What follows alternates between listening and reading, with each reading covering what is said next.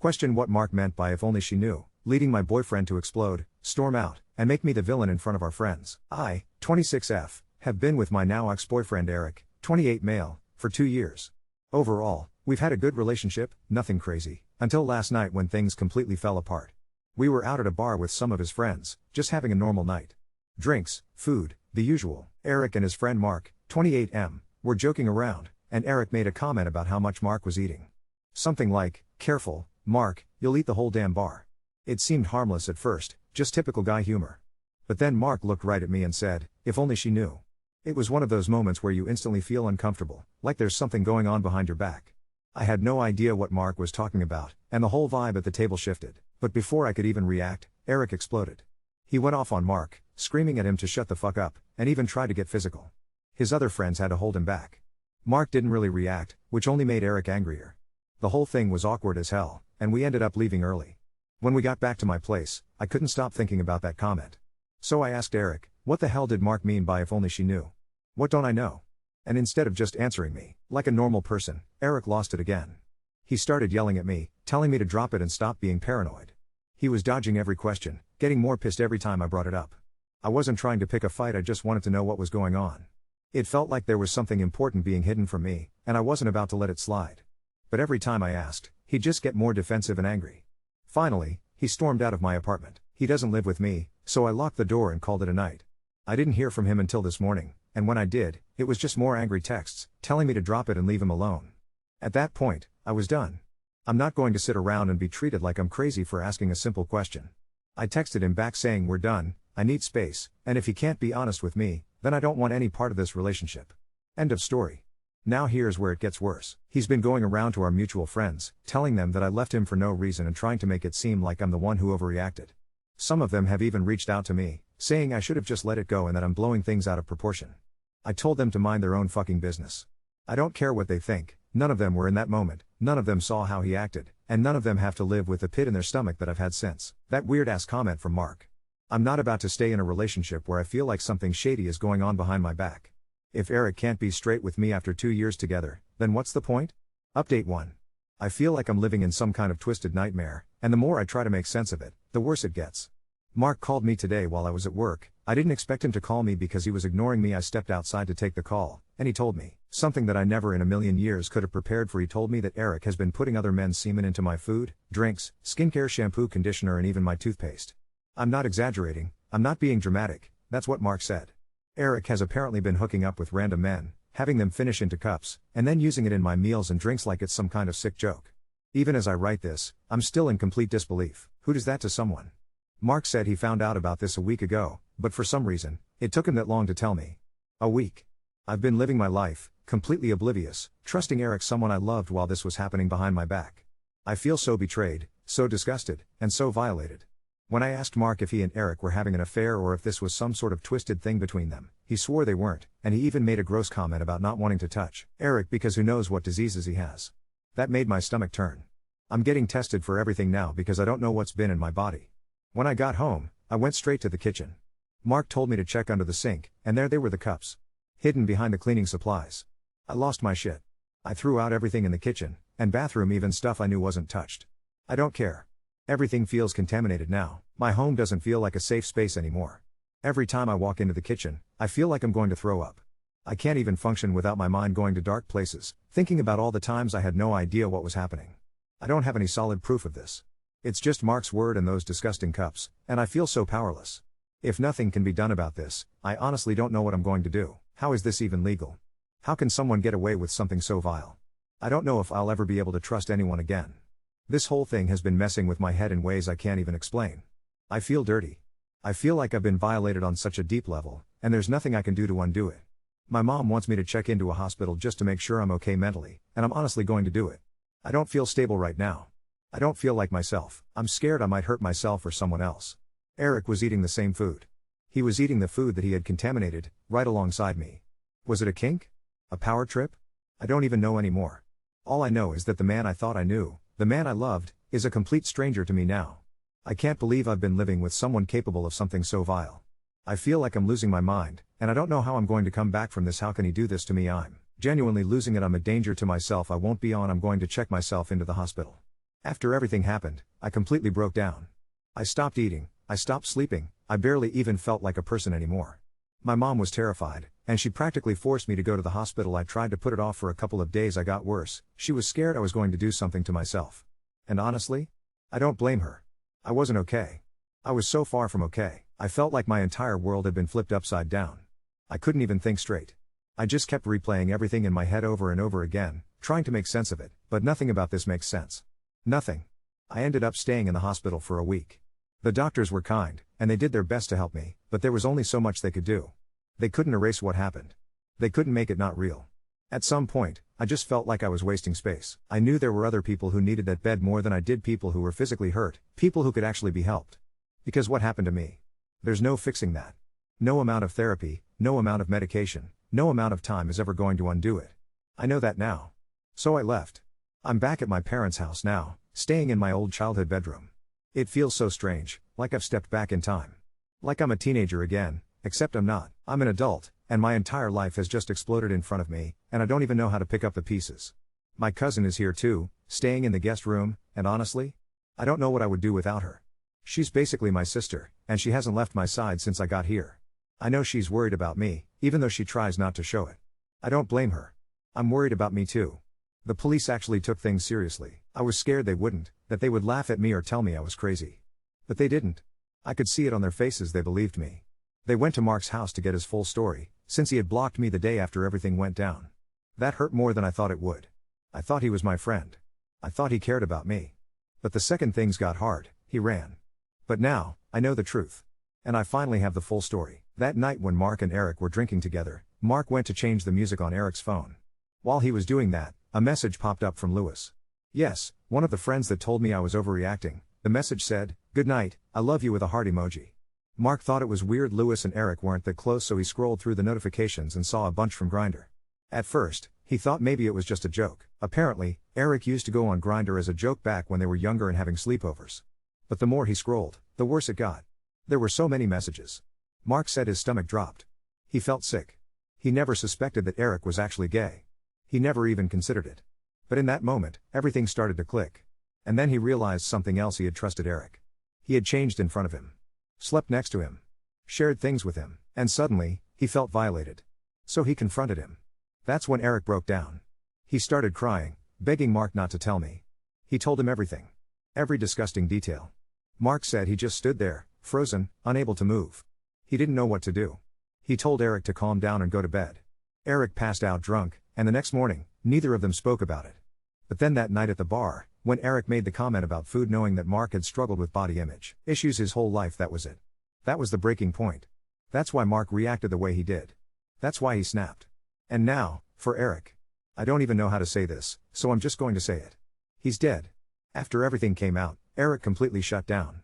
His mom said he wasn't eating, wasn't showering, barely left his room. She thought he was just processing everything, so she left him alone. She would leave for work in the morning, and he would still be asleep. She'd come home at night, and he would still be in his room, sitting there in the dark, smoking weed. She said he hadn't smoked since high school, so she had no idea where it even came from. Then one night, she woke up to a loud thump. She went to check on him. And that's when she found him. He had hung himself from his ceiling fan. The weight must have been too much, because the entire thing collapsed. She found him on the floor. She was the one who found him. Alone. I don't even know how to process that. As much as I hate him, as much as I will always hate him, I felt bad for her. No mother should have to find their child like that. No one deserves that. I'm not continuing the investigation. I don't have it in me. His family has already been through enough. And honestly, his death was my closure. That probably sounds awful, but it's the truth.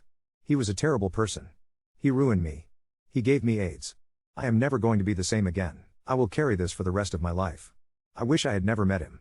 I wish I could erase him from my memory. I dread the day I die because that means I might see him again. And then there's Lewis. He's hiding. He's blocking everyone, avoiding all contact. And at first, I didn't understand why. But now I do. He was involved. He was one of them. I didn't even consider it at first, but the way he's acting now? It's obvious. And if he was? He's either going to jail or getting hit with my car, and I'm fine with either. That's all for now. Sorry if this isn't the update you wanted. But this is my reality now. I'm so angry the thought of death doesn't even bring me peace because he ruined that for me. There's so much more to this, but I don't think it's really necessary for you guys. It's mostly just police stuff. Eric's family wanted me to attend his funeral, and then there's the whole situation with Lewis. Also, Mark tried to sleep with me. Update 2. Honestly, I had no intention of coming back here. Hell, I still don't know why I am. Maybe I'm just bored, or maybe I just want someone on my side who actually listens. But so much has happened since that last post. So much feels inadequate, because the universe, for some reason, just won't let me have boring ever again. First, the fallout. Eric's funeral was last week. I didn't go. Before anyone judges, it wasn't just because of what he did. His mom showed up at my parents' house, yes, my parents' house, not even hers, 3 days before the service, puffy-eyed and exhausted, to hand-deliver the invitation. She told me I ought to go for closure, and that Eric had been sick for a long time. I barely said 3 words to her. In my mind, the man who's gone isn't Eric. The Eric I dated was gone the minute I found those cups in my kitchen. But it was still weird. People in this town notice things. For days, whenever his name came up, people would just look at me. It felt like they thought I killed him. Maybe, in a way, I did, at least the version of himself he tried to keep alive, the fantasy of getting away with it. But let's talk about Lewis. Remember Lewis? The goodnight I love you grinder guy, the one who went full ghost? Well, Monday morning, my cousin came upstairs with this look on her face, equal parts pale and excited. TMZ didn't pick this up, obviously, but local news ran with it. Lewis was arrested. Arrested? I didn't even know what for at first. Nobody had told me anything since I stopped talking to half my friends. My cousin got the scoop. Lewis, it turns out, tried crossing state lines with hard drives. Yes, hard drives. The police found them at his place when they finally forced entry after days of welfare checks. His parents are the type who panic if his phone battery dies. They were encrypted, but police called me in for questioning about what I thought might have been on them. I told them everything. Like, everything, even things I think I hallucinated. They listened. I can't share details, on legal advice, but let's just say it was way more than just messages with Eric. The files had names like Taste Test and Batch Night. There were spreadsheets. There were receipts to random men for Venmo charges with tongue emojis. According to the detective, what they have is enough to charge Lewis with at least conspiracy, possibly more if they can prove he contributed ingredients. But here's where it gets truly insane. One of the men cited in the spreadsheets was my old boss. I quit that job almost a year ago. I can't even process that. Did Eric hate me? Did Lewis hate me? Did strangers hate me for no reason other than a batch code? I started therapy. My therapist tries, but the look on her face when I describe the semen conspiracy makes me feel like I could be institutionalized at literally any minute. But I also met someone in group therapy who understands. Not that exact situation, obviously, but someone who got gaslit and broken in a seriously violating way. We started meeting for coffee every other day, strictly platonic, but for the first time in months, I actually laughed without immediately feeling like I'd swallowed barbed wire. Call her Nora. She has a daughter and the world's loudest laugh, and she brings Oreos to every group session. Sometimes we just talk about how much normal sucks. Mark, on the other hand, has decided to become the hero of the story. He sent me a 2,000-word email, a literal essay, apologizing for everything, for not telling me sooner, for his own trauma, for not being strong enough to get between Eric and Lewis. It's dramatic, it's bizarre, it almost made me angry, but he included screenshots. Screenshots I'd never seen before, Eric asking Mark for samples for his project. Mark refusing, then threatening to tell me. There's also a voice memo. In it Eric sounds completely manic, crying, threatening retaliation if Mark ruined the joke. Chilling.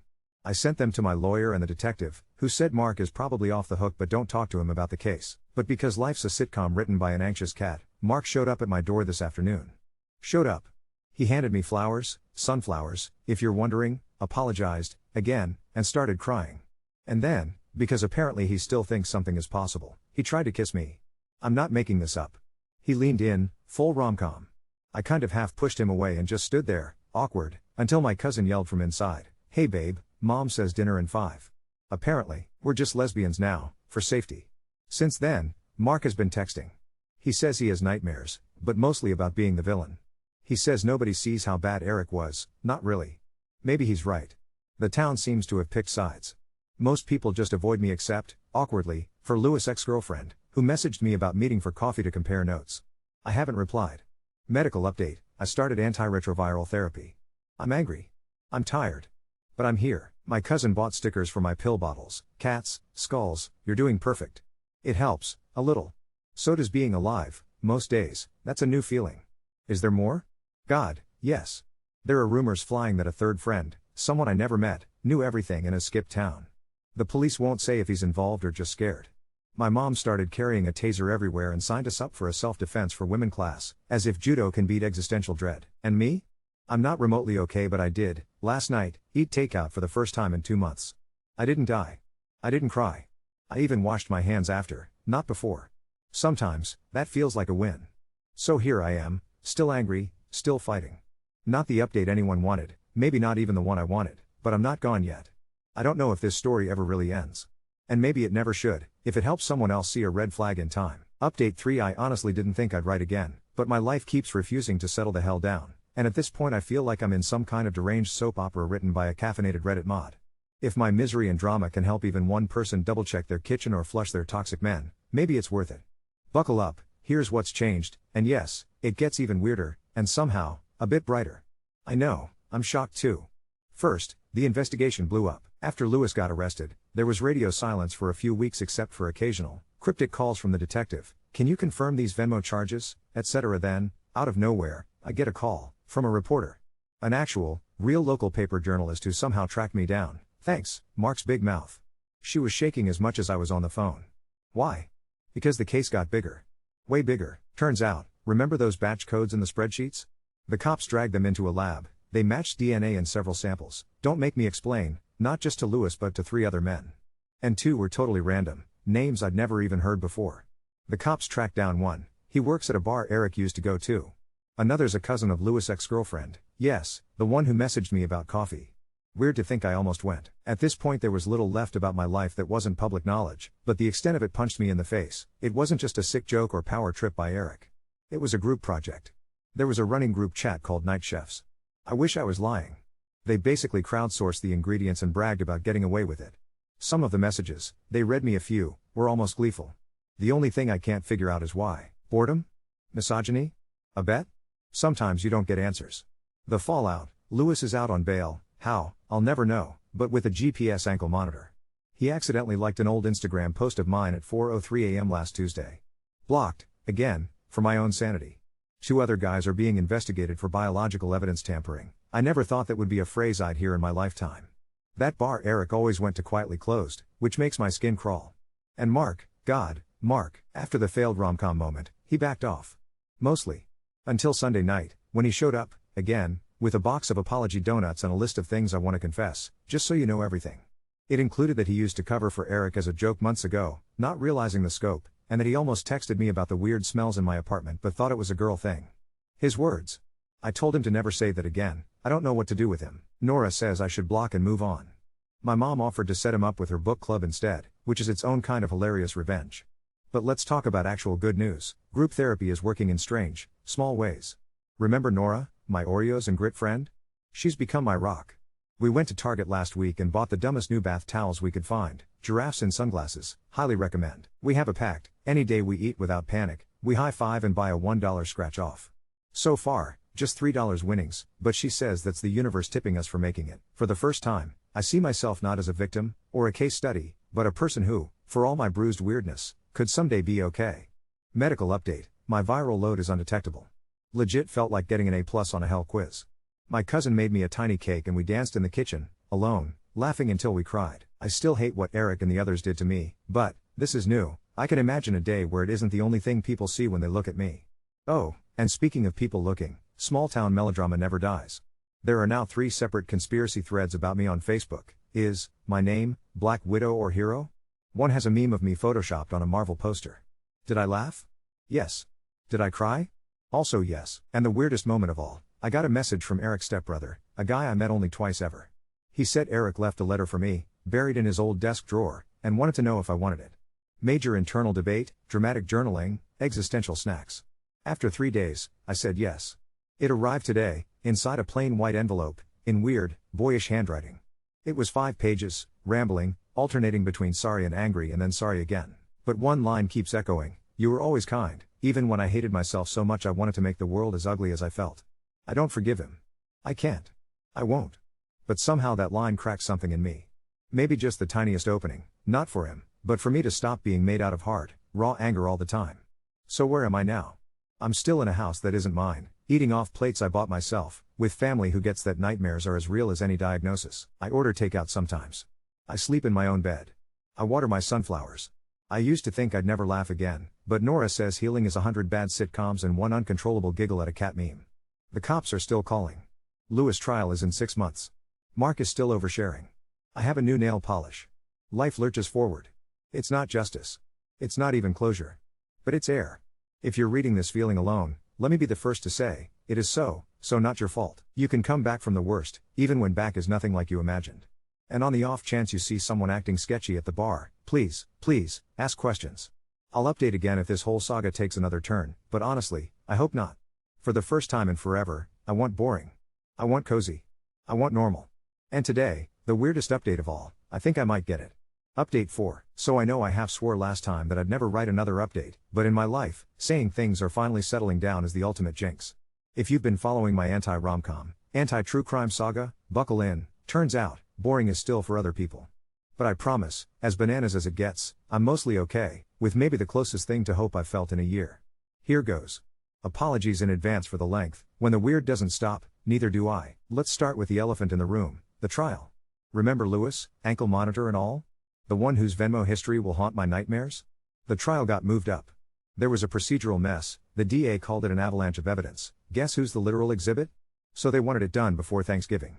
I thought nothing could be more surreal than listening to detectives read group chat names into the official record, but watching a jury's face as a DA explains biological evidence tampering, actually, I recommend against it if you care about your faith in humanity. But it gets crazier. Half of Eric's night chef's clique cracked under questioning. There were more guys, like, actual grown men, who joined the group late, egging each other on anonymously, sharing recipes. Sometimes I lie awake and wonder what universe I live in. But here's where the universe hiccuped. The prosecution called me as a witness, which I expected. What I didn't expect. Mark was called in, too. We wound up sitting together in the hallway while jury selection dragged on. It was awkward, nervous, apologetic, very hey, remember when you watched me implode? Vibes. He was fidgeting so much I thought he'd drill a hole in the chair. He ended up testifying first.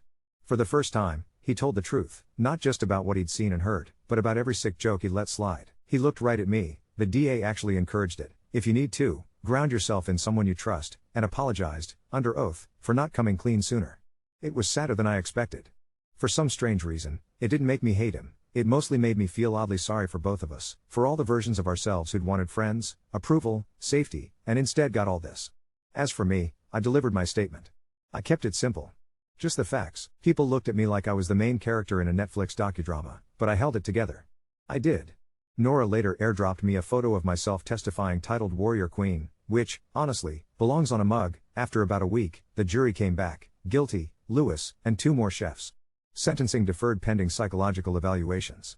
I felt nothing at first, which my therapist says is normal. Sometimes relief is just numbness with less terror attached. But it feels good, in a small way, that it's officially, legally real now. These men aren't clever pranksters or misunderstood, they're criminals. And then, I wish I could say that was the end, but no. There's no cut to credits. 2 days after the verdict, a woman named Amanda DM'd me on Instagram. She's from out of state, and somehow got wind of the case through a podcast. Yep, apparently it's already true crime clickbait. Life's a circle of hell. She recognized one of the chefs from her own city. Turns out, she's been living through a weirdly similar ordeal. Maybe not identical, but close enough. Trust violated, body compromised, the same brand of jokes that aren't funny when you're the punchline. I talked to her on the phone for 2 hours. I haven't cried with a stranger in months, but she managed it, twice. She just filed a report, and her local detectives are reaching out to ours. This wasn't just small town drama, it was a thing. Maybe still is. Amanda and I made a pact to stay in touch, to swap good days, and this is what healing looks like. Photos. She sent her first, standing on a cliff, hair whipping around, giving the finger to the wind. I sent her back one of me and Nora at Target, buying a bath mat shaped like a giant cat paw. Mutual therapy, group chat style. For the first time, I glimpsed what it means to help someone because you survived, not in spite of it. Meanwhile, my mom has fully leaned into her badass mom of the survivor mood. She now has a group of other parents, all with kids who've been through trauma, and they meet at Panera every Thursday to swap stories, Pinterest recipes, and self-defense classes. Sometimes I catch her Googling pepper spray with built-in whistles. You have to laugh, otherwise you'd scream. Speaking of family, my cousin, the guest room queen of snark and support, found her own way of pushing us forward. For Halloween, she dressed the family dogs up as evidence bags, undetectable, but adorable. Written in Sharpie. I laughed until I hiccuped. Sometimes, now, I can. But, the town is still divided. At the coffee shop last week, I overheard some of my old friends, the ones who thought I should just let it go months ago, finally talking about the trial. They didn't know I was there. At first, it was that defensive, embarrassed posturing. Who could have guessed? Not our crew. But then, quietly, did you see her testify? She didn't even stutter. I didn't know I needed that until I heard it. Maybe, finally, people see this was not my fault. Maybe, for all the damage, there's some repair. Mark, for his part, apologized one more time, this time, in a group chat with me, Nora, and my cousin, my support network, as she calls it. He's moving away at the end of the year, starting over in a city where, he says, he'll never take just a joke at face value again. I wished him luck. I mean it. And then, something wild, Nora and I went to a post-trial fundraiser downtown, just a little community event, selling pies to help a local women's shelter cover legal fees. Yes, I ate pie. No panic. Just pie. Progress is pie flavored. There, in the back, was Amanda. She'd driven hours. She hugged me, tight, like we'd known each other forever. She brought her own Good Day Polaroid. We bought matching cheap rings at the craft table, survival bling, she called them. Pictures or it didn't happen. Now I have proof that healing, like horror, is contagious. Last bit, because I promised weird, and because this is, after all, Reddit, my lawyer says there's already talk about a documentary. A real crew. Lights, interviews, dramatizations, the whole thing. I don't know if I'll do it, but the idea that our story might scare or warn even one person, it feels strangely right, like maybe all this mess isn't for nothing. Health update, undetectable, still. Therapy, continuing, not just surviving but sometimes, living. Mom and cousin, loud and loving, as ever. Nora and Amanda, accidental sisters. Justice, according to the law, as done as it can be. Justice, in life, a work in progress. If you're reading this and wondering how it ends, I can't tell you. I don't think it does, not really. But I've stopped believing that means I'm doomed. Instead, maybe it means there's always another chance, the next support group, the next dumb group dance in a living room, the next high five after takeout, the next total stranger who feels seen for the first time. Here's how it is, today, the air is getting colder, but I'm not. I have new towels and old wounds. I can look in the mirror and see a person, not a victim. I take my pills, I answer some interview requests, I water my sunflowers, and every time I eat, I think, I chose this. For me, if there's more to come, I'll keep you posted. But here's hoping, for all of us, that the next update is just I'm okay, and so are you. And if you need it, I see you. You're not alone, even in the wildest, ugliest stories life can write.